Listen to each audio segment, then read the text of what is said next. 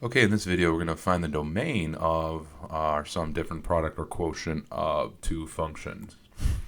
So when finding the domain of a sum, difference, product, or quotient of two functions, one method, and the method we're going to use in this video, is to analyze the sum or the domain before simplifying. So we'll figure out what the sum, difference, product, quotient would look like before we simplify it, and we'll find the domain of that.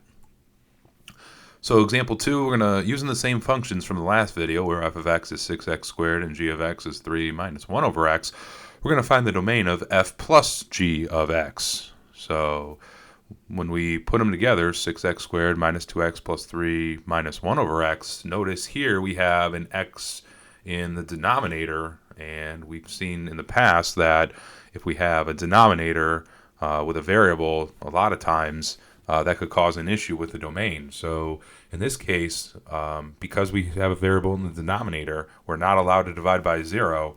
X is not allowed to equal 0. And in terms of interval notation, this single value is 0 that it can't equal in interval notation is negative infinity to 0, and unite that with 0 to infinity, and then use parentheses for everything. All right, part B, find the domain of f over g of x. So first of all, with f over g of x, where our denominator is g of x is not allowed to equal 0, but looking at g of x itself, for g of x, this function here, 3 minus 1 over x is not allowed to equal 0. So we saw that in the last example, still true in this example. Now, for f of x over g of x, we have 6x squared minus 2x over 3 minus 1 over x.